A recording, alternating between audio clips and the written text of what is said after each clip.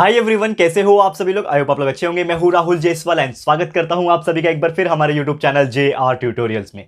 Friends, एक चीज आपसे मैंने वादा किया था और वो वादा को आज मैं पूरा करने जा रहा हूं दोस्तों, क्योंकि आप जानते हो कि आपके लिए हम कंटिन्यूअसली पूरे साल भर से मेहनत कर रहे हैं। आप लोग के लिए हमने regular lecture videos of the subject science, maths and SST पूरा कंप्लीट करा दिया, इंग्लिश ग्रामर भी कंप्लीट करा दिया, फिर वन शॉट वीडियोस भी कंप्लीट करा दिया और उसके बाद हमने LMR सीरीज यानी लास्ट मोमेंट रिवीजन सीरीज भी ऑलरेडी हमने स्टार्ट करके कंप्लीट भी कर दिया ऑलमोस्ट। लेकिन आज दोस्तों ना, आज का जो तारीख है ना, इसके जस्ट 2 दिन के बाद आप लोग का एक पेपर है जो कि मराठी का पेपर। 10th स्टैंडर्ड के स्टूडेंट्स के लिए मैं बात कर रहा हूं। तो मराठी का पेपर के लिए मैंने आपसे वादा किया था बहुत पहले कि जब भी आपका मराठी का पेपर आएगा उसके 2 दिन पहले ही मैं एक वीडियो बना दूंगा और उसमें आपको पूरा स्ट्रैटेजी एक्सप्लेन कर दूंगा कि आपको कैसे कैसे पढ़ाई करना है और कैसे एग्जाम में मार्क्स अच्छे से लेकर आना है। पेपर फॉर्मेट मराठी का ऑलरेडी अपलोड कर दिया है मैंने। जाओ, इस वीडियो के पहले भी एक वीडियो आ चुका है जो कि ये पेपर फॉर्मेट ऑफ मराठी। आपको पता चल जाएगा कि कौन से क्वेश्चन नंबर में कौन सा क्वेश्चन आता है, कितने मार्क्स के आता है, कौन सा अटेम्प्ट कर सकते हो, कौन सा नहीं कर सकते हो, ये आपको पता चल जाएगा। तो जाके पेपर फॉर्मेट देख लेना। लेकिन आज क्या लेकर आया हूं, आज ये वीडियो में लेकर आया हूं दोस्तों, that is Marathi learning strategy. ये जो मराठी नाम का जो सब्जेक्ट है ना, बहुत सारे लोग घबरा जाते हैं, बहुत सारे लोग डर जाते हैं। इवन जो नॉन मराठी पीपल है वो भी डर जाते हैं यार कैसे होगा, और मराठी पीपल भी डर जाते हैं यार, क्योंकि इसमें ना सिर्फ बोलना नहीं है मराठी, यहां पे लिखना है, कुछ चीज को समझ के लिखना है। तो कैसे लिखोगे, क्या लिखोगे, ये पूरा स्ट्रैटेजी आज के इस वीडियो से पता चलेगा, specially for 10th standard student. ये वीडियो को एंड तक देख लोगे तो पूरा लास्ट 2 दिन का स्ट्रैटेजी बताऊंगा, प्लस 85% मार्क्स कैसे निकाल सकते हो मराठी सब्जेक्ट में ये बताऊंगा। एक एक क्वेश्चन को लेंगे यहां पे, उसको एनालाइज करेंगे कि क्या होता है और उसको कैसे आप कर सकते हो एग्जामिनेशन में। तैयार हो दोस्तों? बहुत अच्छी तरीके से पढ़ाई करना है, मजा आ जाएगा बिल्कुल अच्छी तरीके से। तो चलिए शुरुआत करते हैं। ओके, तो सबसे पहला जो क्वेश्चन होता है आपका, जो कि होता है दोस्तों प्रश्न पहला। ठीक है, आप जानते हो कि पहला जो प्रश्न होता है आपका, दैट इज पहला क्वेश्चन होता है। और पहला क्वेश्चन में जो हमें पूछा जाता है दोस्तों, वो होता है पठित उतारे। या अब ये पठित उतारे होता क्या है, बेसिकली ये जो क्वेश्चन होता है वो क्वेश्चन नंबर 1 के अ में भी पूछता है और आ में भी पूछता है। देखो, मैं हर क्वेश्चन को एनालाइज कर रहा हूं। टोटल मिलाओगे अगर देखा जाए तो यहां पे 5 क्वेश्चन आते हैं और 5 क्वेश्चंस में बहुत सारे सब क्वेश्चंस भी आते हैं। तो सबको चीज मैं बताने वाला हूं। हो सकता है ये वीडियो थोड़ा लंबा हो जाए, मोर देन हाफ आवर का बन जाए, लेकिन यार ये वीडियो देख लोगे अगर, सिर्फ आधा घंटा ये दे देना ये वीडियो के अंदर, ट्रस्ट मी आपको पूरा नॉलेज मराठी पेपर का आ जाएगा और कहीं और से कुछ पढ़ने की जरूरत नहीं। बस ये चीज समझ लोगे, फिर बारी बारी से जो मैं वीडियो लेकर आऊंगा उसको देखते रहना। ठीक है, ध्यान से देखो। तो प्रश्न क्रमांक पहला जो होता है उसमें अ और आ जो आता है वो होता है पठित उतारे। क्या होता है? पठित उतारे। ठीक है, अब देखो, अब मैं मराठी बहुत दिन के बाद लिख रहा हूं, इसके लिए हैंडराइटिंग मेरी थोड़ी सी खराब निकलेगी, तो प्लीज उस चीज के लिए माफ कर देना, क्योंकि आप जानते हो कि मैं लगभग 1-2 साल से आपके लिए चीजें जो है इंग्लिश मीडियम के हिसाब से पढ़ा रहा हूं और इंग्लिश मीडियम में इंग्लिश लिखना होता है। दैट्स व्हाई हमारी हैंडराइटिंग थोड़ी सी मराठी और हिंदी में थोड़ी कम निकल रही है। लेकिन आपको बता दूं, एक टाइम पे मैं इंग्लिश मीडियम में था, लेकिन हिंदी और मराठी सब्जेक्ट में मैंने हैंडराइटिंग कॉम्पिटिशन में फर्स्ट रैंक जीता था। ये मेरे पास अवार्ड भी पड़ा हुआ है घर पे, दिखाऊंगा कभी। लेकिन चलो वो बात नहीं करेंगे, आज हम लोग बात करेंगे पठित उतारे एक्चुअल में क्या होता है। तो पठित उतारे का एक्चुअल में मीनिंग होता है दोस्तों, ये होता है आपका सीन पैसेजेस। जिनको मराठी नहीं समझता है प्रॉपर तरीके से उनको मैं मतलब बता दूं, ये होता है सीन पैसेज। सीन पैसेज मतलब क्या होता है, आपको कुछ पैराग्राफ दिया रहेगा और वो पैराग्राफ आपने कहीं ना कहीं वो चैप्टर में देखा होगा, because it comes from the chapters only. जो आपके चैप्टर्स होते हैं मराठी के उसमें से ही पूछे जाते हैं। अब इसमें 3 प्रकार के क्वेश्चन होते हैं जनरली। जो पहला क्वेश्चन होता है दैट इज आकलन होता है। ठीक है, आकलन होता है। दूसरा क्वेश्चन भी आकलन होता है और तीसरा क्वेश्चन जो होता है दोस्तों वो होता है आपका स्वमत। ठीक है ना, स्वमत होता है। अब ये होता क्या है, स्वमत और ये आकलन होता क्या है, कैसे कैसे मार्क्स के क्वेश्चन आते हैं। तो सबसे पहले यहां पे मैं बात बताऊं कि आपका जो आकलन होता है ये 2-2 मार्क्स के लिए पूछता है। ठीक है, और स्वमत जो होता है इसमें जनरली 3 मार्क्स के लिए पूछता है। ठीक है, अब आकलन जो होता है वो 2 मार्क्स के लिए पूछ रहा है, लेकिन इसमें करना क्या होता है, जैसे कि आपको पता है कि प्रॉपर तरीके से जो भी क्वेश्चंस पूछा है इसमें प्रॉपर तरीके से आंसर लिखो, अचूक तरीके से। प्रॉपर आंसर जो पैसेज में दिया हुआ है उसमें से ढूंढ के लिखना है। जो भी आपके क्वेश्चंस पूछे हैं, आपको आकलन कृति में जो भी क्वेश्चंस पूछे रहेंगे उसको पूरा प्रॉपर तरीके से वो पैसेज को रीड करो और उसमें से देख के ही आपको जो आंसर है वो लिखना है। ठीक है, तो नॉर्मली कभी कभी 4 क्वेश्चन पूछते हैं तो 2 मार्क्स का क्वेश्चन है तो हाफ मार्क्स ईच कैरी करता है। ठीक है ना, 4 क्वेश्चन पूछेंगे तो हाफ मार्क्स ईच हो गया, जिसके वजह से आपको 2 मार्क्स यहां मिल जाएंगे, 2 मार्क्स यहां मिल जाएंगे। कुल मिला के आपके टोटल कितने हो जाएंगे, यहां पे 4 मार्क्स हो जाएंगे। और एक होता है स्वमत। तो स्वमत क्या होता है, तो तीसरा जो क्वेश्चन होता है अ में और आ में, पहले क्वेश्चन नंबर 1 के ए में और अ और आ दोनों में ही तीसरा क्वेश्चन स्वमत होता है। अब स्वमत मतलब एक्चुअल में क्या होता है, इसका मतलब आप देखोगे तो सबसे पहले अचूक संदर्भ। ठीक है ना, अचूक तरीके से आपका जो संदर्भ है वो आपको लिखना है। ठीक है ना, अचूक संदर्भ आपको लिखना है।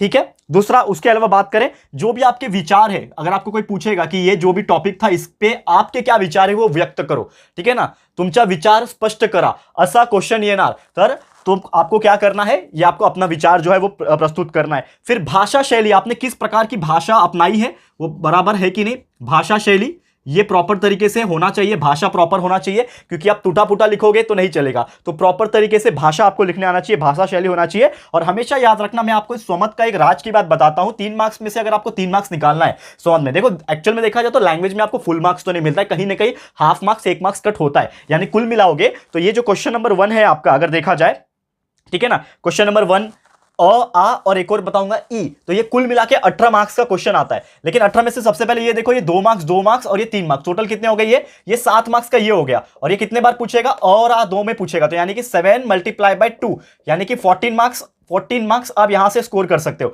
लेकिन ये 14 मार्क्स में से 14 आपको नहीं मिलेगा, 14 में से हो सकता है आप सिर्फ 10 मार्क्स निकाल पाओ, ठीक है, 10 से 12 मार्क्स निकाल पाओ। लेकिन अगर आप ध्यान लगा के करोगे तो आपको 12 से 13 मार्क्स यहां पे मिल सकते हैं बहुत अच्छी तरीके से। तो एक चीज स्वमत में आप एक्स्ट्रा क्या कर सकते हो, always try to write some quotes. Quotes होता है, मुहावरा होता है, कुछ पंच लाइन होते हैं मराठी, ठीक है, मराठी में है तो मराठी में लिखना पड़ेगा, हिंदी और इंग्लिश में लिख के आओगे तो काम नहीं चलने वाला है। तो कुछ कोट्स होते हैं, ठीक है ना, कुछ भी टॉपिक चल रहा है उसके रिलेटेड, ऐसा नहीं कि कुछ भी कोर्स लिख के आ जाओगे। तो जो टॉपिक का आपको यहां पे पठित दिया हुआ है, जो पैसेज आपको दिया हुआ है, उसके हिसाब से कुछ भी मिलता जुलता आपके मन में कुछ थॉट आ रहा है, कुछ जैसे कुछ पोएट लोग होते हैं, आप में से बहुत सारे ऐसे लोग जगह पे कविता बना दिया, जगह पे कुछ बना दिया, तो इस प्रकार से कुछ कविता, छोटी सी लाइन, 1-2 लाइन, पंच लाइन जिसको बोलते हैं, वो यहां पे स्वमत में लिख दोगे तो आपको 3 में से 3 यहां मिल जाएगा। ये 2-2 में से कम आपको 1.5 में मिल जाएगा, तो 3 + 3 6, तो 1 में 6 निकाल लोगे तो 6 × 2 यानी 12 मार्क्स आप 14 में से आराम से निकाल सकते हो। ये हो गया आपका प्रश्न क्रमांक अ और आ, यानी पहला अ और आ में आप इस प्रकार से स्कोर कर सकते हो, ठीक है, ये समझ में आ गया होगा आपको। अब ये तो ठीक है, ठीक है। इसके अलावा क्या क्वेश्चन आता है, इसके अलावा अ और आ के बाद प्रश्न क्रमांक पहला में ई क्वेश्चन आता है, तीसरा क्वेश्चन ई, ठीक है ना। अब ई में क्या पूछा रहता है, यहां पे क्वेश्चन पूछता है अपठित उतारा, ठीक है, अपठित उतारा। ये क्या होता है अपठित उतारा, मतलब इसको हम लोग बोलते हैं अनसीन पैसेज। जैसे ये पठित उतारे क्या था, ये सीन पैसेज था, वैसे अपठित उतारा मतलब क्या होता है दोस्तों, ये आपका अनसीन पैसेज होता है। तो ये आपको कुछ ऐसे पैसेज पूछेंगे जिसको आपने पहले कभी देखा नहीं होगा, यानी ये चैप्टर्स में से नहीं आते, ये आपको आउट ऑफ द सिलेबस कुछ और सब्जेक्ट्स के इस प्रकार से आपको पैसेज आपको देखने मिलेंगे, जिसको अनसीन पैसेज हम लोग बोलते हैं। तो इसमें भी जनरली 2 क्वेश्चन पूछते हैं, दोनों के दोनों आकलन होते हैं, ठीक है ना, ये भी आकलन हो जाएगा। और सेकंड वाला क्वेश्चन जो पूछेगा इसमें भी आकलन पूछा जाता है। तो आकलन कृति आपको दोनों में पूछेगा, और कितने मार्क्स के लिए पूछता है, 2-2 मार्क्स के लिए पूछता है, 2-2 मार्क्स के लिए आकलन कृति यहां पे पूछा जाएगा अपठित उतारा में से। तो आपको करना क्या है, सबसे पहले इसमें जो भी क्वेश्चन आता है अपठित उतारा में, जनरली क्या होते हैं, 1 लाइन के आंसर होते हैं। तो 1 लाइन के आंसर आपको ढूंढना है और लिख देना है। जनरली क्या होता है कि आपको पोयम देख के ही समझ में आ जाता है, और कुछ ऐसी चीजें होती है 1 लाइन आंसर में, वो आपको लिखना होता है, यानी कि fill in the blanks type का आंसर आता है, फिलअप्स आते हैं, ठीक है ना। तो ये अपठित उतारा में फिलअप्स आते हैं, 2 क्वेश्चन आ जाएंगे, 1-1 मार्क्स के, एक यहां पे आप मिल जाएगा। और दूसरा वाला जो आकलन कृति है, इसमें भी सेम प्रकार के क्वेश्चन आते हैं। तो अगर आप थोड़ा भी सिस्टमैटिक तरीके से ध्यान दोगे तो आपके जो मार्क्स है वो आपको मिल जाएंगे, यानी कुल मिला के यहां से 2 मार्क्स मिल जाएंगे। तो 14 ये था, और यहां पे 4 मार्क्स था, 2 + 2 4, तो 14 प्लस ये 4 मार्क्स, कुल मिला के कितने मार्क्स हो गए, 18 मार्क्स। तो यानी कि क्वेश्चन नंबर 1 जो प्रश्न क्रमांक 1 है, जिसमें अ, आ और ई ये तीनों अगर आप कर लोगे तो आपका 18 मार्क्स होता है। और ये 18 में से आप अगर कोशिश करोगे, अच्छे से पढ़ोगे, तो 14 से 15 मार्क्स आंख बंद करके निकाल सकते हो, इतना मैं बोल सकता हूं। 14 से 15 मार्क्स आपके कहीं नहीं जाएंगे, आप आराम से इसको निकाल लोगे, कोई परेशानी आपको नहीं होगी। समझ में आ रहा है। तो ये था हमारा सबसे पहला क्वेश्चन, क्वेश्चन नंबर 1 यानी प्रश्न क्रमांक ए, ठीक है ना। प्रश्न क्रमांक 1 का अ, आ और ई, ये 3 क्वेश्चन मैंने करा दिया। उम्मीद करता हूं ये क्या होता है, कैसे आपको आंसर लिखना है, ये आपको समझ में आ गया होगा। अब इसके रिलेटेड कई सारे और वीडियोस आएंगे, ऐसा नहीं है कि मैं सिर्फ आज ये स्ट्रैटेजी बना के खत्म करूंगा। आज हमारा जो है सेकंड लास्ट दिन है, तो एक और दिन बचा है, उसमें भी बहुत सारे कंटेंट्स आएंगे। तो मैं आपको बस इतना बोलना चाहूंगा कि ये जो वीडियो है इसको इतना शेयर करो कि यार हर बच्चा जो मराठी का पेपर देने वाला है 16 तारीख को, इंग्लिश मीडियम का स्टूडेंट जो मराठी का पेपर देने वाला है, हर बच्चे तक ये स्ट्रैटेजी पहुंचे और वो अपने हिसाब से प्रैक्टिस कर ले। और जो भी हम कंटेंट्स डालेंगे उससे थोड़ा देखिए प्रैक्टिस करना, ट्रस्ट में मराठी में अच्छे मार्क्स निकाल सकोगे। जिस प्रकार मैंने इंग्लिश के लिए, इंग्लिश ग्रामर के लिए पूरा आपके लिए मेहनत किया, साइंस पूरा कंप्लीट किया, मैथ्स पूरा कंप्लीट किया, सोशल स्टडी पूरा कंप्लीट किया, उसी प्रकार लेकर आया हूं मराठी भी। तो प्लीज हर एक तक ये वीडियो पहुंचना चाहिए। तो ये आप लोग की रिस्पॉन्सिबिलिटी है, मैं मेहनत कर रहा हूं, आप जानते हो कितना मेहनत कर रहा हूं, तो प्लीज शेयर कर देना सभी तक, ठीक है। चलो आगे बढ़ते हैं। अब क्या करेंगे हम लोग, इसको रफ करते हैं। सबसे पहले सबसे पहले इसको मैं रफ कर देता हूं। ये हो गया हमारा सबसे पहला क्वेश्चन, प्रश्न क्रमांक 1। समझ में आ गया है? चलो आगे बढ़ते हैं। ध्यान लगा के देखना दोस्तों, अगर आप ये चीज समझ लोगे ना, कोई परेशानी आपको नहीं होगी। अगर ये चीज आपको समझ में आ जाएगा, पूरे एग्जाम जो डर लग रहा था आपको मराठी जैसे पेपर में ना, ये आपको इतना इजी लगेगा, इतना इजी लगेगा, तो आप बोलोगे कि यार सर ये तो मराठी कुछ भी नहीं है। ठीक है, चलो नेक्स्ट क्वेश्चन। अब आएगा आपका प्रश्न क्रमांक दूसरा। ठीक है, जो प्रश्न क्रमांक दूसरा है, सेकंड क्वेश्चन जो है, इसमें क्या पूछा जा सकता है? तो प्रश्न क्रमांक दूसरा, इसमें भी 2 क्वेश्चन पूछते हैं, अ और आ। तो सबसे पहले अ की बात करें, अ में क्या पूछता है? इसमें पूछता है पठित पद्य। ठीक है ना, पठित पद्य पूछता है यहां पे। ठीक है, अब पठित पद्य क्या होता है इसको थोड़ा सा समझो। तो यहां पे एक्चुअल में ये जो पठित पद्य जो है ना, ये आपका होता है पोयम का। ठीक है, जो पोयम के पैसेजेस होते हैं ना, वो इस प्रकार के आते हैं। ठीक है, पठित पद्य अगर हम बात करें, ये आपकी पोयम का पैसेज होता है, जिसमें अलग अलग तरीके से 4 क्वेश्चन पूछे जाते हैं। कौन कौन से 4 क्वेश्चन होते हैं पठित पद्य में? टोटल अगर देखा जाए तो 4 क्वेश्चन पूछे जाते हैं। कैसे कैसे क्वेश्चन है ध्यान में देखना। सबसे पहले आकलन कृति पूछेगा। ठीक है, तो आकलन बहुत सिंपल होता है, जैसे मैंने बोला क्वेश्चंस के आंसर आपको लिखना होता है। तो आकलन की अगर मैं बात करूं तो यहां पे आपको 2 मार्क्स यहां से मिल सकता है आकलन से। उसके अलावा जो दूसरा क्वेश्चन इसमें पूछता है वो भी आकलन ही होता है। ठीक है, तो 2 क्वेश्चन यहां पे आकलन से आ गए, और ये क्वेश्चंस जो होते हैं वो इजीली आप आंसर ढूंढ के लिख सकते हो। ठीक है, पठित पद्य में से आंसर ढूंढ के लिख सकते हो और आपको मार्क्स मिल सकता है। उसके अलावा तीसरा क्वेश्चन, एक बहुत बेहतरीन क्वेश्चन आता है इसमें, जो कि होता है दोस्तों शब्दांचे अर्थ। ये बहुत इंपॉर्टेंट क्वेश्चन है और इसमें थोड़ा आपको मेहनत करना पड़ेगा। शब्दांचे अर्थ, जो भी शब्द दिया रहेगा उसका आपको क्या लिखना है? मीनिंग लिखना है। जैसे बहुत सारे ऐसे मराठी में जो शब्द होते हैं वो थोड़े कठिन होते हैं, और खासकर जो पोयम में होते हैं, कुछ ऐसे वर्ड जो पोयम में होते हैं उसका मीनिंग आपको समझा के लिखना है। तो मराठी लैंग्वेज में आपको वो मीनिंग लिखना आना चाहिए। तो 2 मार्क्स के लिए होता है। और एक चौथा इसी में आ जाता है, 4th क्वेश्चन जो इसी में पूछता है, पठित पद्य में पूछता है 4th क्वेश्चन, जो कि है दोस्तों काव्य सौंदर्य। ठीक है ना, काव्य सौंदर्य, ये क्वेश्चन बहुत ज्यादा इंपॉर्टेंट है। अब ये क्वेश्चन इंपॉर्टेंट इसलिए है, इसको आपको ध्यान से समझना पड़ेगा। काव्य सौंदर्य में क्या पूछा जाता है? तो काव्य सौंदर्य की बात करें, इसमें अगर आपने पोयम का मीनिंग पढ़ा हुआ है, क्योंकि ये जो पोयम आता है ये सीन आता है, ये देखा हुआ पोयम आता है, जो आपके चैप्टर्स में से ही होंगे। कोई चैप्टर्स में पोयम जो होगा ना, पोयम वाला पार्ट जो होगा, हर एक पोयम का मीनिंग या फिर मतलब जो होगा उसका समझ के जाना। एग्जाम में आपको मैं एक चीज गुरु मंत्र बताता हूं, चैप्टर्स तो आप देख के जा रहे थे, उसके पैसेज को रीड करके जा रहे थे, लेकिन जो पोयम्स है ना उसको रीड करो, और रीड इस तरह से करो कि वो आपको पोयम का मीनिंग समझ में आ जाओगा। ठीक है, तो पोयम का जो मीनिंग होगा उसको समझ के जाना, क्योंकि काव्य सौंदर्य जो पूछता है ये जनरली आपको यहां पे 2 मार्क्स के लिए पूछता है। जैसे ये 2 मार्क्स, ये 2 मार्क्स, ये भी 2 मार्क्स, और ये भी 2 मार्क्स के लिए पूछेगा। यानी कि कुल मिलाओगे अगर यहां पे, तो यहां पे आपको मार्क्स मिल जाएगा। काव्य सौंदर्य यानी शॉर्ट में आपको पोयम का मीनिंग लिखना होता है, तो आप इजीली लिख पाओगे और अच्छे से मार्क्स निकाल पाओगे। नेक्स्ट यहां पे आप अ हो गया, वैसे ही प्रश्न क्रमांक दूसरा में आ क्वेश्चन पूछता है, दूसरा क्वेश्चन। तो दूसरा क्वेश्चन आ में क्या पूछता है यहां पे? तो इसमें पद्य मुद्दे कृति। ठीक है ना, अब देखो यहां पे पद्य मुद्दे कृति। अब इसमें क्या पूछता है? पद्य मुद्दे कृति में क्या पूछता है? यहां पे थोड़ा सा ध्यान लगा के देखो क्या पूछेगा इसमें।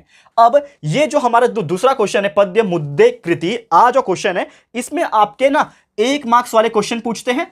ठीक है, मतलब नॉर्मली क्वेश्चन ही होता है, जो पैसेज या फिर आपको एक पॉइंट दिया रहेगा उसमें से पूछा रहता है। तो 1 मार्क्स के 2 क्वेश्चन पूछते हैं, वैसे 2 मार्क्स के क्वेश्चन ना 3 पूछते हैं। तो 1 मार्क्स वाले 2 क्वेश्चन। अब 1 मार्क्स वाले क्वेश्चन में क्या पूछ सकता है? जनरली क्या पूछा जाता है? वो पोएट का नाम बताओ। यानी एक पोयम आपको दिया हुआ है, एक पैसेज दिया हुआ है पोयम वाला, उसमें पोएट का नाम क्या है बताओ। अब आपने एक चीज बता दूं, हर पोयम का पोएट का नाम, कवि और कवियत्री जो होती है, मेल एंड फीमेल उसमें होते हैं ना, तो जो कवि होता है और कवियत्री जो होती है, सब पोयम के नाम अच्छे से लर्न कर लेना। पोएट नेम सबके लर्न करके चले जाना, 1 मार्क्स कंफर्म हो जाएगा आपका। ये पूछता ही पूछता है, तो 1 मार्क्स में पोएट नेम पूछ लेगा। इसके अलावा अगर मैं बात करूं आपको, पोयम का क्या विषय है, जो कविता पूछी गई है उसका विषय क्या है, सब्जेक्ट क्या है।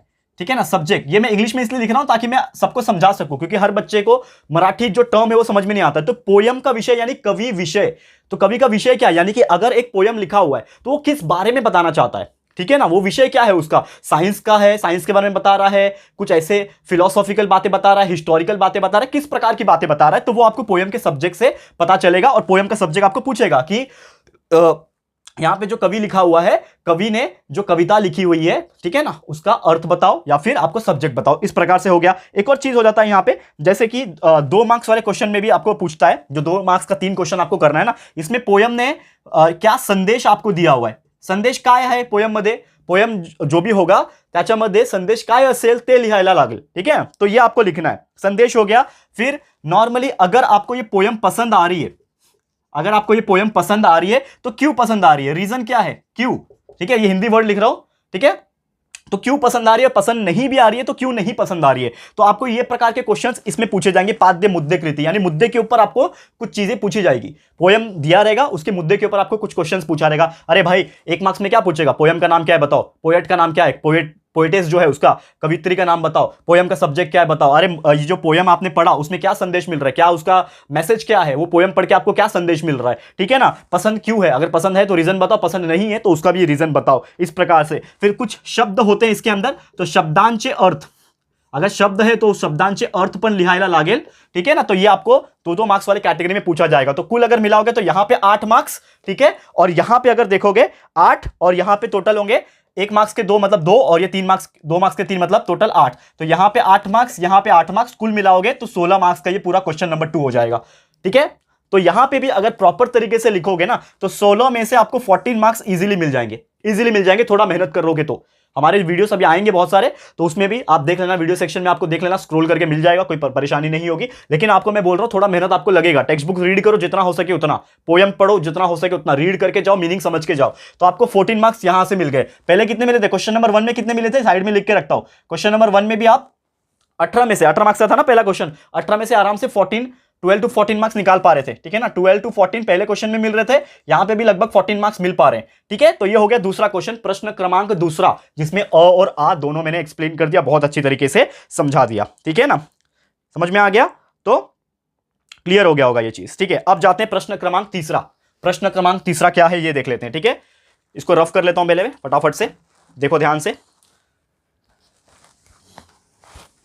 से देख लेना बच्चों, ठीक है, क्योंकि ये अगर आप पूरा देख लेते हो तो आपको हर क्वेश्चन का मीनिंग समझ में आएगा कि करना क्या है इसके अंदर, ठीक है। इतना ध्यान से और इतना बेहतरीन तरीके से मैं चीजें समझा रहा हूं, इतना अच्छी तरीके से समझा रहा हूं। अगर आप ये चीज समझ लोगे आज के दिन तो आपको बहुत मजा आ जाएगा, ठीक है। चलो इसको समझते हैं। क्वेश्चन नंबर 3 यानी प्रश्न क्रमांक कितवा, तीसरा, ठीक है, प्रश्न क्रमांक तीसरा। तो तीसरे क्वेश्चन में क्या पूछता है, जो पूछता है हमें स्थूल वाचन, ठीक है। क्या होता है स्थूल वाचन, स्थूल वाचन। तो स्थूल वाचन को एक्चुअल में हम लोग बोलते हैं रैपिड रीडिंग या फिर रफ रीडिंग। क्या बोलते हैं इसको, रैपिड रीडिंग बोलते हैं इंग्लिश में, रैपिड रीडिंग, या फिर इसको रफ रीडिंग बोलते हैं। रफ रीडिंग मतलब आपको एक छोटा सा पैसेज टाइप दिया रहेगा, उसमें से आपको कुछ क्वेश्चंस पूछेंगे, आपको लिखना है, लेकिन बहुत सिंपल होता है। स्थूल वाचन की अगर मैं बात करूं बहुत सिंपल होता है। तो क्वेश्चन किस प्रकार से पूछते हैं, जैसे कि अगर बात करें इसमें आपको ना 3 में से कितना करना है, 3 में से सिर्फ 2 करना है, ठीक है, 2, 3 में से 2 करना है, 3 में से 2 करना है, ठीक है। अब एक चीज इसको समझो, 3 में से 2 करना है मैं मान लिया, ठीक है, कोई बात नहीं, लेकिन क्वेश्चन किस प्रकार रहेंगे। 3 में से 2 करने के लिए क्वेश्चन इसमें रहेंगे, यहां पे कुछ क्वेश्चंस आपको पूछा रहेगा, जैसे कि मैंने बोला कि एक आपको पैराग्राफ दिया रहेगा, रफ रीडिंग करना है, उसको ध्यान से पढ़ लो एक बार, रफली एक बार पढ़ लिया तो जो भी क्वेश्चंस दिया रहेगा उसका आपको आंसर लिखना रहेगा। 1 लाइन के आंसर हो सकते हैं, ठीक है। उसके अलावा बात करें कि इसमें आपको स्वतःचा अनुभव, ठीक है ना, स्वतःचा अनुभव आपको पूछे रहेगा कि वो जो पैसेज आपने रफ रीडिंग किया है उसमें पढ़ के आपको क्या अनुभव मिला, आपका खुद का अनुभव बताओ। तो स्वतःचा अनुभव आपको बताना है। उसके अलावा यहां पे जो भी मुद्दा रहेगा, जो भी मुद्दा अगर दिया रहेगा, कुछ मुद्दे पे आपको आंसर लिखना है, कुछ भी मुद्दा हो सकता है, उसके ऊपर आपका जो राय है, जो सजेशन है, जो आंसर है वो आपको लिखना है। मतलब इस प्रकार से क्वेश्चन पूछता है। तो टोटल यहां पे ना 6 मार्क्स का क्वेश्चन पूछा जाता है, ठीक है ना, 6 मार्क्स का क्वेश्चन है, यानी कि 3 में से 2 करना है। मतलब एक क्वेश्चन कितने मार्क्स का हुआ, 3 मार्क्स का एक क्वेश्चन हुआ। ऐसे 2 अटेम्प्ट करने हैं, 2 अटेम्प्ट कर लोगे तो आपको 6 मार्क्स मिल जाएंगे। बहुत सिंपल होता है ये भी, rapid reading question, rough reading question बहुत सिंपल होता है। तो बस आपको अच्छे से रीड करना है, उसमें से आंसर ढूंढ के अच्छी तरीके से लिख लेना है, और आपका अपना भी कुछ सजेशन और स्वतःचा अनुभव पण त्याच्यामध्ये लिहायला लागेल, ठीक है। ये हो गया हमारा प्रश्न क्रमांक तीसरा। प्रश्न क्रमांक तीसरा भी बहुत अच्छे से समझा दिया, ये आपको समझ में आ गया होगा, ठीक है। तो ये भी समझ लो 6 में से आप अगर कोशिश करोगे तो 4 मार्क्स तो कहीं नहीं जाएंगे, 4 मार्क्स इजीली मिल जाएंगे, कोई परेशानी नहीं होगी। देखो मैं एकदम एवरेज स्टूडेंट के लिए बता रहा हूं, मैं टॉपर के लिए तो बता ही नहीं रहा हूं। टॉपर तो अपने आप टॉप करेगा, क्योंकि हम इतना स्ट्रैटेजी बता रहे हैं ना, वो अगर पूरा करेगा तो वो टॉप करेगा, 90% लाएगा। लेकिन हमने तो 85% का ही टारगेट रखा है, क्योंकि 85% भी लाओगे तो बहुत अच्छी बात है, और उसके ऊपर भी ला सकते हो, क्योंकि मैंने अबाउ 85% लिखा है। तो हर बच्चा 80% के ऊपर लाएगा मार्क्स, इतना मैं गारंटी के साथ बोल सकता हूं, अगर वो थोड़ा भी मेहनत अपनी तरफ से करता है तो, ठीक है ना। चलो ये हो गया। अब हमारा 3 क्वेश्चन हो गए, यहां पे प्रश्न क्रमांक तीसरा हो गया। अब मैं लिखूंगा यहां पे प्रश्न क्रमांक, ठीक है ना। प्रश्न क्रमांक कितना है हमारा? चौथा है। प्रश्न क्रमांक चौथा। अब देखो इसमें क्या क्वेश्चन पूछता है, फोर्थ क्वेश्चन में पूछता है यहां पे। अब यहां पे आ जाते हैं ग्रामेटिकल पार्ट, ग्रामर वाले पार्ट यहां पे शुरू हो रहे हैं, जिसको हम लोग बोलते हैं। अब इसमें देखो पहला क्वेश्चन अ है, तो अ में क्या पूछा है? अ में पूछा है यहां पे व्याकरण कृति, ठीक है ना। क्या पूछा है? व्याकरण, ठीक है, व्याकरण कृति। अब ये जो व्याकरण कृति की अगर बात करें हम लोग, इसको प्यार से हम लोग क्या बोलते हैं? इंग्लिश में ग्रामर बोलते हैं। एक चीज मैं फंडामेंटल बता देता हूं, इंग्लिश ग्रामर कंपैरेटिवली हार्ड होता है मराठी ग्रामर से। लोग उल्टा बोलते हैं, लोग बोलते हैं सर मराठी ग्रामर समझ में नहीं आता। मैं बोलता हूं मराठी और हिंदी का ग्रामर सबसे सिंपलेस्ट ग्रामर है आज तक के इतिहास का। उल्टा इंग्लिश ग्रामर में थोड़ा सा टेंशन वाली बात होती है, टेंस वाली बात होती है, ठीक है ना। बहुत सारे फिगर ऑफ स्पीच होते हैं, पार्ट्स ऑफ स्पीच होते हैं, बहुत दिमाग मतलब डिस्टर्ब हो जाता है, इतने सारी चीजें पढ़नी होती है। लेकिन मराठी में कुछ सिलेक्टेड चीजें हैं, उसको पढ़ लो, अच्छे से मार्क्स आ जाएंगे ग्रामर में। तो सबसे पहले क्या पूछा जाता है? अ के अंदर प्रश्न क्रमांक चौथा में जो अ आएगा, उसका जो पहला क्वेश्चन पूछेगा वो पूछेगा वाक्य प्रकार ओळखा, वाक्य प्रकार ओळखा। अब इसका मतलब क्या है? वाक्य प्रकार ओळखने के लिए बोला है, मतलब आपको यह पूछा रहेगा कि ये जो सेंटेंस दिया हुआ है, ये जो वाक्य लिखा है, ये कौन से प्रकार का वाक्य है। अब ये जो प्रकार होते हैं ना वाक्य में, इसमें भी बहुत सारे होते हैं, जैसे कि प्रश्नार्थी होते हैं, ठीक है ना। प्रश्नार्थी का मतलब क्या होता है पता है? अगर आपको कोई क्वेश्चन होता है, कुठे गेला होता आज तू, ठीक है ना, ऐसे क्वेश्चन आते हैं, कुठे गेला होता, तो मतलब आपको कोई क्वेश्चन अगर पूछ रहा है, मतलब सेंटेंस के एंड में क्वेश्चन मार्क लगा हुआ है, तो वो क्या होगा? प्रश्नार्थी क्वेश्चन होगा। मतलब आपको एक सेंटेंस दिया रहेगा, वो सेंटेंस को रीड करके आपको पहचानना पड़ेगा कि ये कौन सा टाइप का सेंटेंस है, यानी कि वाक्य प्रकार क्या है उसका, उसको उड़क के आपको पहचान के लिखना रहेगा। तो प्रश्नार्थी हो गया, ठीक है ना। फिर एक होता है आज्ञार्थी, ठीक है ना। आज्ञार्थी कैसे लिखते हैं आज्ञार्थी को? आज्ञार्थी मतलब आज्ञा देना, किसी को आदेश हम लोग देते हैं ना, आज्ञा है भाई तू ये कर ले, ठीक है ना। तो आज्ञा अगर आप दे रहे हो मतलब कमांड कर रहे हो, इंग्लिश में अगर मैं बात करूं, ठीक है ना। मला एक ग्लास पानी आन, ठीक है, तो वो क्या आज्ञा दे रहे हो आप, तो आज्ञार्थी वर्ड हो गया। तो एक्सेट्रा में डाल देता हूं यहां पे, ईटीसी एक्सेट्रा, आप समझ जाओगे। मतलब इसमें क्या करना है? वाक्य प्रकार को ओळखना है और उसको लिखना है। तो ये जनरली आपको 2 मार्क्स के लिए पूछा जाता है, ठीक है ना, वाक्य प्रकार ओळखा। उसके बाद वाक्य रूपांतर करा, ये क्वेश्चन बहुत इंपॉर्टेंट है। क्या बोला जाता है? वाक्य रूपांतर। अब इसमें क्या होता है? वाक्य रूपांतर में क्या होता है? इसमें अगर मैं बात करूं वाक्य रूपांतर में, यानी कि आपको सेंटेंस को कन्वर्ट करना है। लेकिन वाक्य रूपांतर करा में आपको क्या करना पड़ता है? एक एग्जांपल बताता हूं, जैसे कि भारत, ठीक है, भारत पराभूत झाला नाही, भारत पराभूत झाला नाही, ठीक है। ये हमारा क्या है? एक सेंटेंस दिया हुआ, एक वाक्य दिया है, तो लेकिन आपको करना क्या है इसमें? वाक्य रूपांतर करा ऐसा म्हटलं है, ठीक है ना। तो वाक्य रूपांतर कैसे करेंगे हम लोग? यानी कि सेंटेंस को ही चेंज करना है। अब मुझे एक बात बताओ, ये भारत पराभूत झाला नहीं, इसका मतलब क्या है हिंदी में अगर मैं आपको बताऊं तो भारत हारा नहीं, इसका मतलब यह है भारत पराभूत झाला नहीं, भारत ने हारा नहीं, ठीक है। अब भारत हारा नहीं मतलब क्या हुआ? भारत जीत गया। तो इसको दूसरी तरीके से लिखते हैं, भारत विजयी झाला। अगर मैंने ऐसे लिखा तो गलत हो जाएगा क्या? नहीं, क्योंकि भारत हारा नहीं और भारत जीत गया, ये दोनों का मतलब एक ही है। तो हम लोग को ऐसे सेंटेंस को रूपांतर करना है, मतलब सेंटेंस को चेंज करके लिखना। जैसे चेंज द वॉइस इंग्लिश में होता है ना, ठीक है ना, चेंज द वॉइस इंग्लिश में होता है, वैसे समझ लो ये होता है हमारा वाक्य रूपांतर करना है। समझ में आ गया? ठीक है। नेक्स्ट क्वेश्चन, तीसरा क्वेश्चन इसी में पूछेगा दोस्तों, जो कि होगा तीसरा क्वेश्चन, ध्यान लगा के देखना, वाक्य प्रचार, ठीक है ना, वाक्य प्रचार। अब इसका मतलब क्या है? देखो, वाक्य प्रचार करा। अब ये वाक्य प्रचार का मतलब होता है, यानी कि आपको पूछेगा अर्थ लिखने के लिए, कोई भी शब्द का अर्थ लिखो या फिर मीनिंग लिखो, जिसको हम लोग बोलते हैं, ठीक है ना। क्या बोला है? अर्थ लिखने के अलावा यहां पे अर्थ लिखने के साथ साथ उसी शब्द को वाक्यात उपयोग करा। अब ये चीज आपको बहुत बार पूछा हुआ है मराठी में, अगर आप देखोगे, ठीक है। यानी कि एक वर्ड आपको दिया रहेगा, ठीक है। अब वो वर्ड का मीनिंग बता दो, सबसे पहले वो वर्ड का मीनिंग बता दोगे और उसी को वर्ड को उस सेंटेंस में, मतलब एक नए सेंटेंस खुद से बना के उसको लिखो, ठीक है। तो शब्दांश अर्थ लिखा आणि शब्द जो है उसको वाक्यात उपयोग करा। इस प्रकार के क्वेश्चन आते हैं। ये भी आपके जैसे ये वाला 2 मार्क्स का था, करेक्ट है, और ये आपके 4 मार्क्स के क्वेश्चन आ जाएंगे, यानी 2 क्वेश्चन रहेंगे 2-2 मार्क्स के लिए। तो कुल मिलाओगे तो 2 + 2 + 4 यानी कि 8 मार्क्स तो यहीं से मिल जाएगा आपको। यानी प्रश्न क्रमांक चौथा का यहां से 8 मार्क्स मिल जाएगा, और इसमें पूरा मिलने का चांसेस होता है, 8 में से 8 मार्क्स मिलने का चांसेस होता है। थोड़ा भी अगर मेहनत करोगे तो यहां पे 8 में से 8 मिल जाएगा आपको, ठीक है। आगे बढ़ते हैं। अब मैं आपको बताता हूं कि जो प्रश्न क्रमांक जो दूसरा आएगा मेरा, ठीक है ना। यहां पे 1 सेकंड रुक जाओ बस, जो प्रश्न क्रमांक दूसरा आएगा उसमें कैसे आएगा बताता हूं, 1 सेकंड। ठीक है, अब ये देखो, ये हमारा अ था, ठीक है। अब मैं कराने जा रहा हूं आ, ठीक है। आ मतलब क्वेश्चन नंबर 4 का सेकंड क्वेश्चन, ठीक है ना। जो मैं आ है वो कराने जा रहा हूं। तो इसमें क्या पूछता है, क्वेश्चन क्रमांक चौथे का आ जो है, ये है आपका भाषिक कृति। इसमें क्या पूछता है, भाषिक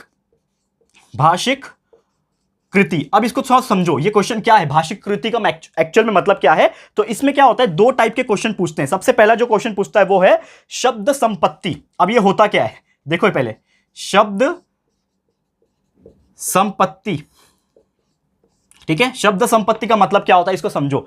आपने देखा होगा बहुत सारे क्वेश्चन ऐसे आते हैं, और ये बहुत मेरा भी फेवरेट रहा है एक टाइम पे जब हम लोग मराठी पढ़ते थे। तो आपको पता है समानार्थी शब्द आते हैं, समानार्थी होता है। उसके अलावा क्या होता है दोस्तों, विरुद्धार्थी शब्द होता है। उसके अलावा वचन बदला। ऐसे प्रकार के जो क्वेश्चन होते हैं ना, बहुत इजी वाले, बस आपको समानार्थी मतलब सेम मीनिंग वाले वर्ड, विरुद्धार्थी मतलब अपोजिट वर्ड, और वचन बदला मतलब वचन आप बदलते हैं ना, एक वचन बहुवचन ऐसा वाला जो आपने हिंदी में भी पढ़ा होगा, तो वो चेंज करोगे। तो यहां पे आपको टोटल 4 मार्क्स का ये क्वेश्चन पूछता है, शब्द संपत्ति वाला, यानी समानार्थी, विरुद्धार्थी, वचन बदला, ऐसे प्रकार के क्वेश्चन आपको मिलेंगे 4 मार्क्स के लिए। दोस्तों सोचो, इमेजिन करो 4 में से 4 आपको मिल सकते हैं यहां पे। उसके अलावा जो आ क्वेश्चन है, आ में एक और क्वेश्चन पूछा जाता है जो कि होता है दोस्तों यहां पे जो है लेखन नियम। अब लेखन नियम क्या है, देखो लेखन नियम। अब ये क्या है, लेखन नियम की बात करूं, इसमें जो क्वेश्चन पूछता है लेखन नियम, तो लेखन नियम में आपको पूछता है अचूक शब्द ओळखणे, यानी कि आपको जो अचूक शब्द होते हैं, कुछ ना गलत शब्द आ जाते हैं, मतलब जो रॉन्ग होते हैं। हम सेंटेंस जब रीड करेंगे, कुछ भी लाइन अगर सेंटेंस दिया रहेगा तो हम लोग देख के आइडेंटिफाई कर सकते हैं। बिकॉज यार इतने साल हमने मराठी पढ़ा हुआ है, चाहे इंग्लिश में भी आता तो भी हम लोग लिख लेते हैं, लेकिन मराठी भी इतने साल हमने पढ़ा हुआ है, 10 साल हो गए पढ़ते पढ़ते यार, मतलब 10 साल नहीं, चलो 5वीं से भी आया होगा तो 5वीं से 10वीं तक 5-6 साल हो गए मराठी पढ़ते हुए। तो इसमें जो भी अचूक शब्द होंगे, इसको आपको क्या करना है, ओळखना है, मतलब पहचानना है। क्या करना है, ओळखा, अचूक शब्द ओळखणे, आपको पहचानना है, अचूक शब्द को पहचानना है और उसको करेक्ट करके वाक्य में उपयोग करके लिखना है, ठीक है ना। उसको शुद्ध करना है, अचूक शब्दों को क्या करना है, शुद्ध करना है, क्लियर करके वापस से सेंटेंस बना के लिख देना है, ठीक है। तो बहुत इजी काम है, ये आप लोग लिख सकते हो, जो कि लेखन नियम में होता है। लेखन नियम मतलब नियम के हिसाब से चलना चाहिए, शुद्ध अशुद्ध वर्ड को शुद्ध करो और उसको प्रॉपर तरीके से सेंटेंस में लिखो। और एक तीसरा चीज इसी में पूछता है, आ के अंदर एक और तीसरा चीज पूछता है। अब ये भी आपका 2 मार्क्स का था, ठीक है। यहां पे एक और क्वेश्चन पूछता है, देखो ध्यान से, जो कि होता है विराम चिन्ह, ठीक है। क्या होता है, विराम चिन्ह। अब ये होता क्या है, विराम चिन्ह, ठीक है।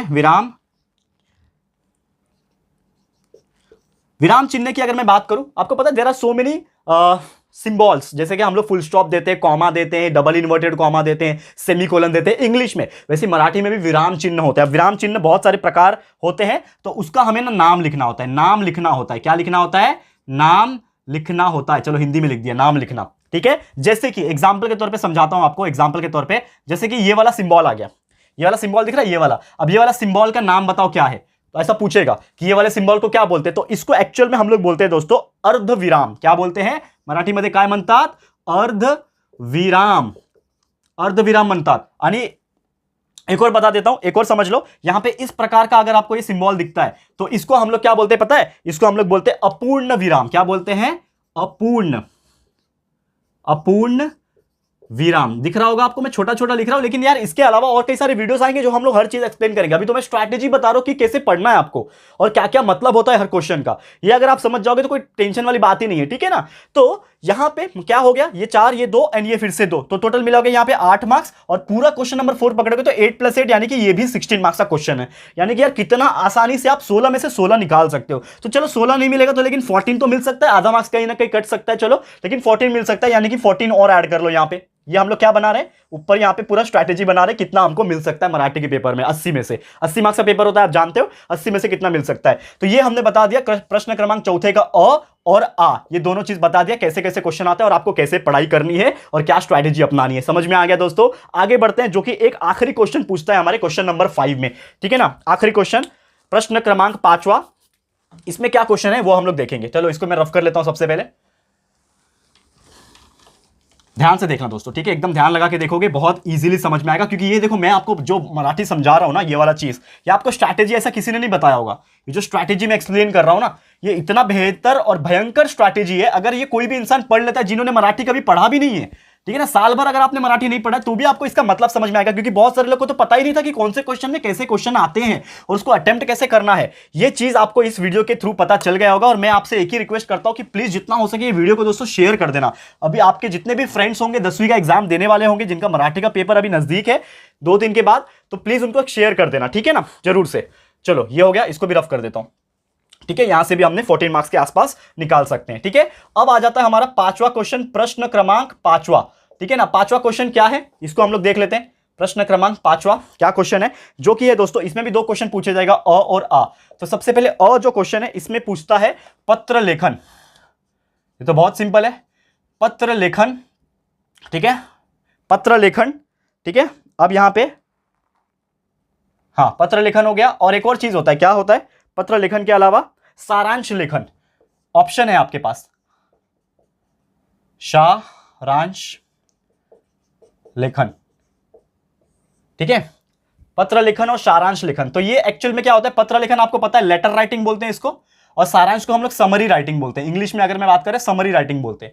तो ये कुल मिला के अगर देखा जाए तो 6 मार्क्स का क्वेश्चन है, ये 6 मार्क्स का क्वेश्चन है। लेकिन आपको सिर्फ एनी वन करना है, इसमें से आपको एनी वन करना है। तो या तो आप पत्र लिख लो, यानी लेटर राइटिंग लिख लो, या तो आप समरी लिख लो। लेकिन मेरा सजेशन हमेशा यही रहता है पत्र लिखना, क्योंकि इसमें एक फॉर्मेट होता है ना, जैसे फॉर्मल लेटर है तो उसका एक फॉर्मेट है, एड्रेस आएगा, ये आएगा, ये आएगा। लेकिन सारांश में कोई फॉर्मेट नहीं है, तो सारांश में मार्क्स कटने के ज्यादा चांसेस होते हैं। ईजी आपको लगेगा भले, समरी लिखना इजी होता है, लेकिन मार्क्स किस में ज्यादा मिलते हैं, लेटर में हमेशा मिलते हैं। तो मेरा सजेशन ये है कि हमेशा लेटर के लिए अच्छे से प्रैक्टिस करके लेना। हम पढ़ाएंगे आपको, टेंशन मत लेना, लेक्चर्स हमारे भी आएंगे। लेकिन यार अपनी तरफ से भी जितना हो सके प्रैक्टिस कर लो, बहुत कम समय बचा हुआ है, जितना हो सके प्रैक्टिस कर लेना। और मेरा सजेशन पत्र जरूर लिखना। लेकिन अगर ऑप्शन नहीं बचेगा, कुछ समझ में नहीं आ रहा, लेटर ऐसा टॉपिक पूछ दिया, तो आप समरी लिख सकते हो, 6 मार्क्स यहां पे आपको मिल जाएगा, ठीक है। ये हो गया अ। अब आ में क्या पूछ सकता है, तो आ में पूछता है दोस्तों यहां पे, जो कि है जाहिरात लेखन, ठीक है, जाहिरात लेखन।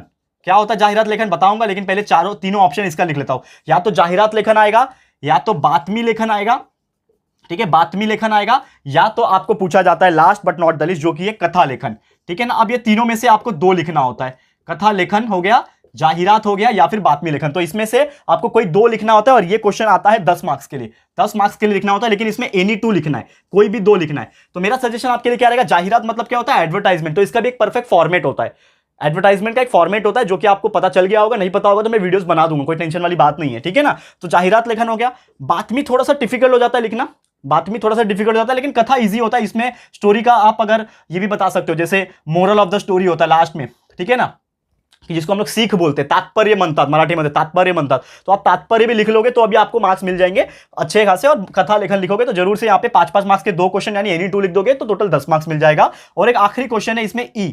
तो ई का मतलब क्या होता है, तीसरा क्वेश्चन है, जो कि क्वेश्चन नंबर 5 का तीसरा क्वेश्चन जो है हमारे लिए, वो है निबंध लेखन। ये बहुत ही बेहतरीन क्वेश्चन है, निबंध आपको लिखना है। और ये हमेशा तो हम लोग लिखते ही आ रहे हैं, ठीक है ना, निबंध लेखन। तो ये क्वेश्चन यानी कि ऐसे राइटिंग जिसको हम लोग इंग्लिश में बोलते हैं, तो ये क्वेश्चन आएगा 5 मार्क्स के लिए, ठीक है, बहुत बेहतरीन से। सॉरी 8 मार्क्स के लिए आता है क्या, 8 मार्क्स के लिए, 18 + 6 24। तो टोटल इसका वेटेज होता है 24 मार्क्स। तो निबंध 3 ऑप्शंस होते हैं, 3 में से एक करना है, एनी 1 करना है, आउट ऑफ 3 3 में से एक करना है। वैचारिक आता है, ऐसे कई सारे आते हैं, लेकिन एनी 1 कोई भी एक कर लेना, अच्छी तरीके से आपको मार्क्स मिल जाएगा। निबंध तो आप लिख ही लोगे, कोई परेशानी नहीं होगी। फॉर्मेट क्या होता है ये सब आप चेक करो, और मैं भी आपको बता दूंगा, टेंशन मत लेना। तो कुल मिलाएंगे पत्र में, अगर हम लोग पत्र में अगर 4 मार्क्स भी पकड़े, अगर आपने अच्छे से लिखा हुआ है, जाहिरात लेखन और कथा लेखन भी लिख लेते हो, ठीक है ना, या फिर बातमी में लिखते हो, तो भी 10 में से आप 7 तो पकड़ के चली लो, आराम से मिल जाएंगे। 7 से 8 मार्क्स जो है इजीली मिल जाएंगे यहाँ पे।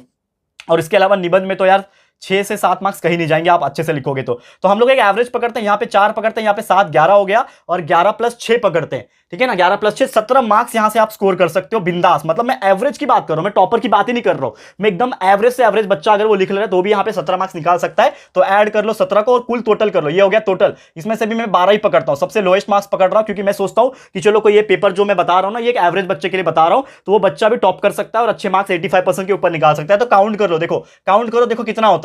तो काउंट करेंगे तो 12 + 14 26 + 4 30 30 + 34 होता है दोस्तों 44 44 + 17 होता है दोस्तों 61। यानी कि 61 आउट ऑफ 80 मार्क्स निकाल दे रहा है कोई। सोचो यार, 61 marks out of 80 multiply by 100 करके देखो, 0 0 कैंसल, ठीक है, और 8 7 जा 56, 5 बचा 50, और यहां पे 8 7 जा लगभग 76% मार्क्स निकाल पा रहे हो। तो यहां पे 85% जो मैंने पकड़ा है वो थोड़ा, और आप थोड़ा मेहनत करोगे तो टॉपर्स के कैटेगरी में आ जाओगे तो आप निकाल सकते। लेकिन जो एवरेज बच्चा है वो भी यहां से 76% मार्क्स निकाल रहा है। तो यार मैं इतना बताने का मेरा मकसद क्या था, ये मेरा जो स्ट्रैटेजी मैंने बताया इसका मतलब क्या था कि कोई एवरेज बच्चा जो मराठी में सोचा होगा कि मैं फेल हो जाऊंगा, यार फेल नहीं होंगे, गारंटी के साथ बोल सकता हूं। इतना जो मैंने स्ट्रैटेजी बताया इसको अच्छे से कर लोगे ना, डेफिनेटली 75% आ रहे हो। 75 बहुत होते हैं यार, टॉपर के लिए भी बहुत ज्यादा होते हैं और आप लोग के लिए भी बहुत ज्यादा होते हैं। और अपनी तरफ से थोड़ा और एक्स्ट्रा मेहनत करोगे तो ये 75 जो मैं दिख रहा है ना, इसको 85 बनने में टाइम नहीं लगेगा। और आप जानते हो कि हमेशा बोर्ड में ज्यादा मार्क्स आते हैं क्योंकि आप मेहनत ज्यादा करोगे।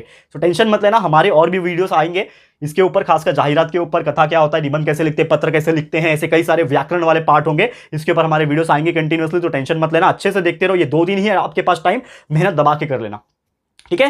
तो यही था दोस्तों आज का वीडियो। उम्मीद करता हूं कि आपको हेल्प हुआ होगा आज के वीडियो से। तो प्लीज बताना हमें कमेंट करके कि कैसा लगा ये वीडियो।